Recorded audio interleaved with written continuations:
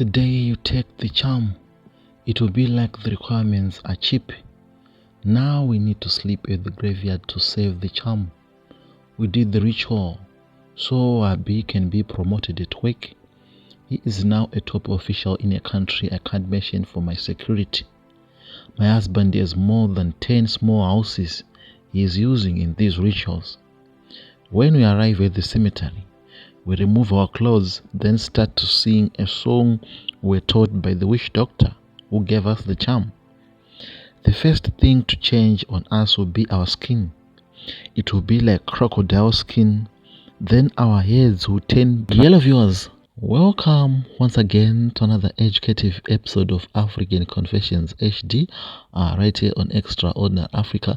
My name is Solution Uncle. If you're still new, in this show we publish lifetime confessions.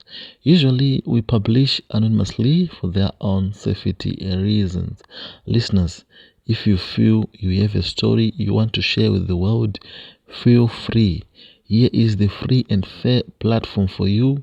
We do it for free here. Don't be shy, don't be afraid. Here is our WhatsApp number if you want to share your story with us. +263 775 597 775 +263 775 597 775, or you can contact our PR Fidel Goch at his Gmail account fidelgoch@gmail.com. Don't be afraid, don't shy, share your story with us. Also, ladies and gentlemen, if you have not yet subscribed, can you please subscribe so that you won't miss out future episodes. And there are those who subscribed but they have not yet hit the notification bell. Can you please hit the notification bell so that you will be notified once we upload. Let's hit the notification bell now. Thank you so much. Let's go straight into our conversation. This is the rituals we do at cemeteries. We took the charm in Malawi. My husband needed to be promoted at work. He took the charm to boost the possibilities of gaining the top position at work. The first time he went alone and the witch doctor told him to come back with me. He knew I won't accept, so he told me that we were going to Malawi for a trip. First time he said he was going out with work. It shocked me. How can we go out in the midst of the year? To worsen the situation, to the country where he recently came back from. Maybe I was suspicious, but I accepted at the end. We went to Malawi and spent the weekend at a resort. On our way returning, he said, let's go to that homestead so we can check how much is a plot in Malawi. I want to buy a plot for you. We entered into a thatching jura. Inside there were strange things. From the gate to the first hut, there are human skeletons. You will be walking between lines of skeletons. I failed to talk. I was afraid. We entered into the big hut. There will be naked ladies sitting around. At the center, there was a man surrounded by snakes and another scolding him for not fulfilling promises. Adjacent the door, there was a very old man looking to be like a witch doctor. The man said, hey, tell your wife to remove her shoes. Don't you see the place you are? I removed my shoes and they said, you can sit down. We sat down and they were scolding the man who was at the center. For about an hour, he was being harassed for not fulfilling promises. They always mentioned that we didn't fulfill our promises. After some time, they said, can you remove the snakes? The one who was looking to be like a traditional healer commanded the snakes to move out from the men, and they said, let him go, he will die at his home. We don't want him to die here. After the men left, they started talking to my husband. Hey, why are you coming so late? Is that what you promised? My husband said, I'm sorry. I was shocked. My husband was comfortable, and he seemed to be, he has been there before. It shocked me and said, Happy, where are we? And the Sangoma said, shut up, Yoshi. I was now afraid, and my husband said, I have come with my wife. And they said, wife, stand up. I was afraid. I stood up.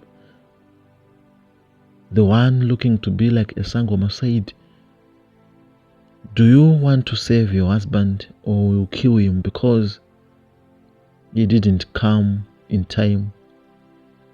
He promised to come here during this past weekend, but it's now Monday. Do you want to save your husband's life? I said, I am not a person who use dark charms. I am a Christian. As I mentioned that word, I am a Christian. The Sangoma gone crazy. He scolded everyone in the room, saying, why are you silent? While someone is trying to kill me? I was now afraid. The man commanded snakes and said, my snakes, come and eat the man. I saw a snake coming out from the hut and I said, I want to save my husband. The Sangoma said to the snake, stop there. The snake stopped. Two big men, they were old, but they are like those people who go to gym. They did, removing my clothes. They raped me in front of everyone. Those naked ladies were ululating.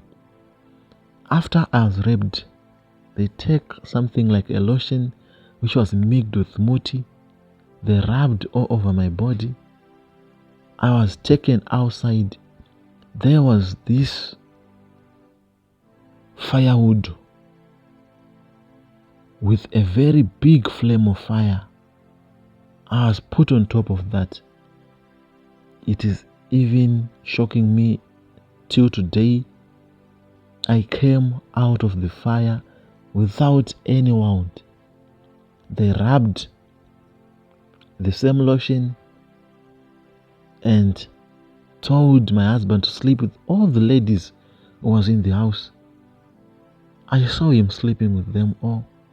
Then they rubbed the moti all over his body and put him on the fire. We went back home.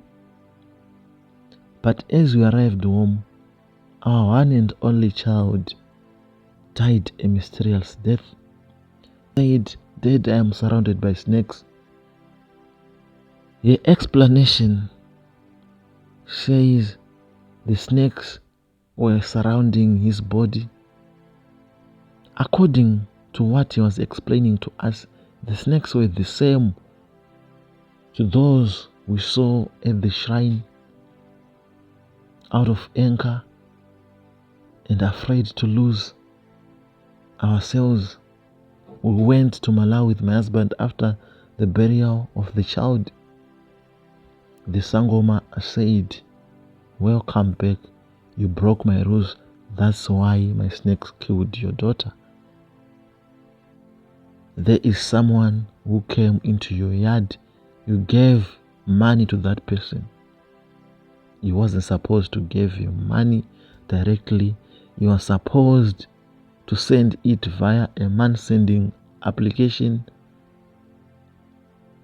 or buy him the items he wanted. And he said more of your relatives will die and you will be caught. The whole family will punish you. To counter all this, you need to take this charm. This charm wants you to go and sleep at grace. If you do that, your husband will remain in power. We went back home, and this is the thing we are now doing. But before, I almost rejected. Because I was bitter. I was angry. I lost my one and only child.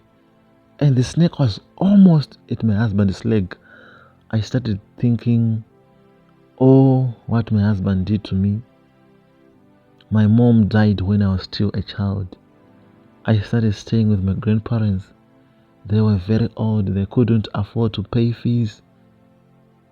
And my husband was the one who paid my fees when I was around Great Cove. We dated when we were still young. He was from a better background, so he could store his parents' money and pay my fees. Thinking all this, I thought it wasn't good for me to lose both my child and my husband. The one and only man who did this to me, my virginity breaker, and everyone knows in the area, our background, he played a very big part for me to be where I am. So I surrendered everything, and now we are doing the rituals at the graves. My husband has many girlfriends. I know them all, even they think I don't know them. There's something we are taking from those ladies. We will be using it in our rituals. So we go to graves.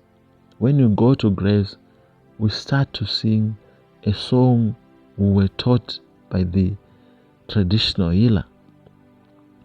After singing the song, something will start happening to our bodies. The first thing to change will be our skins. They will be like crocodile skins. Then after some time, our heads will tend to be python. And we start to roll into the graves. We mostly like the graves with fresh bodies. We will be eating the bodies. That's how we manage to make my husband remain in power. As long as we continue to do this, my husband will be in power. But there's this thing affecting me. Since we started all this, I am no longer able to have a child. I am motherless. We have properties. We have cars. Who will inherit? This thing is eating me up. All our relatives know we have been using them in rituals. No, none of my relatives loves me. None of my husband's relatives loves us. We are just living, waiting to die. To worsen the situation, we now have wounds at our stomach. My husband is a wound at his stomach. I have a wound on my stomach. The wounds are growing. We can't sleep together anymore. We are just living. We are not enjoying the properties. Please, Solution Uncle, hide my identity when you publish. I am afraid I will be in trouble with my husband. I will be in trouble with his political party. But that's what we are doing. And there are a lot of people from the party who are doing it. A lot of leaders from other countries are doing it. We know, because sometimes we meet at the Sangoma. This is my story. Please hide my identity. I will be in trouble. Yellow Solution Uncle, please publish anonymously. I am in trouble after sleeping with my father. What made me to sleep with my father is that we wanted to give birth to a baby girl who will be giving to a spirit of a man who was killed by my father. My father was a farmer. We have avocado trees. So there's this boy who came to our plot and said he was looking for a job. my father said the job was available to be a gardener. He became our gardener. And one day he was joking with my father and said, "Father, you want me to climb into that tree? If I fall, what are you going to give me?" And my father said, "I will give you one of my daughters." Coincidentally, the man fell from the tree and died on the spot. For years, we have been struggling, not knowing the boy wanted our father to give him a wife, even though he is late. We went to Sangomas seeking what's wrong with our family, because we have been facing a lot of misfortunes. Newly born babies were dying. People were always sick. Some were mentally ill. And they told my father that, "You promised that boy a wife. You should fulfill. Go to use people and tell them, I have come to give you the wife of your boy." So my father was not interested in giving us to the spirit and said, "I can sleep with my daughter so we can give birth to a baby girl to give to these." Instead, I slept with my father, and instead, the baby who was born is a boy. And now the boy is in trouble because after I was impregnated my father, I was afraid the village might mock us. The village might mock and laugh at me. So I eloped to my boyfriend and lied this was his child.